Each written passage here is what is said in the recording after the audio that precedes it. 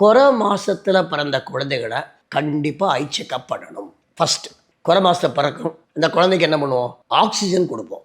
Oxygen கொடுக்கும்போது இந்த ஆக்சிஜனால் விழித்திரை ரெட்டினால சில பாதிப்புகள் ஏற்படும். இப்போ என்ன பண்ணுவாங்க? அந்த குழந்தைகளை காப்பாற்றுற அந்த எண்ணத்தில் ஜென்ரல் எல்லாம் பார்ப்பாங்க. ஆனால் ஐ செக்அப் பண்ண விட்டுருவாங்க. அதனால தான் இப்போது பீடியாட்ரிஷியன்ஸ் கைனகாலஜிஸ்ட் என்ன பண்ணுறாங்க? குறை மாதத்தில் பிறந்த எல்லா குழந்தைகளையும் கண் மருத்துவரை பார்த்து செக் பண்ணிக்கங்கன்னு அவங்களே சஜஸ்ட் பண்ணுறாங்க. ஏன் அப்படின்னா ரெட்டினோபதி ஆஃப் ப்ரிமெச்சூரிட்டி ஆர்ஓபின்னு ஒன்று இருக்குது. அது வரத்துக்கு வாய்ப்பு ஜாஸ்தி. அது இருக்கா இல்லையாங்கிறத தாயோ கண்டுபிடிக்க முடியாது, குழந்தையோ சொல்ல முடியாது. ஸோ உடனே அந்த பீடியாட்ரிஷனோ கைனகாலஜிஸ்ட்டோ என்ன பண்ணுவாங்க?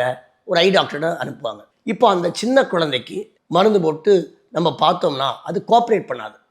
ஒரு ஷார்ட் ஜிஎம்ஆரையோ இல்லை ஒரு தூக்கத்துக்கு அதுக்குன்னு சிறப்பு இருக்குது, அந்த மாதிரி சிறப்பு கொடுத்து நல்லா தூங்க வச்சு மருந்து போட்டு பாப்பாவை நல்லா விரித்து நரம்பு திரையில் விழித்திரையில் பாதிப்பு இருக்கா இல்லையான்னு பார்க்குறோம். விழித்திரையில் என்ன பாதிப்பு இருக்கோ அதுக்கு தகுந்தாப்புல ஒன்று லேசர் சிகிச்சை முறையோ இல்லை இன்ஜெக்ஷனோ போடுறோம். விழித்திரைக்கான இன்ஜெக்ஷன், கண்ணுக்குள்ளே இன்ஜெக்ஷன் போடுவோம்.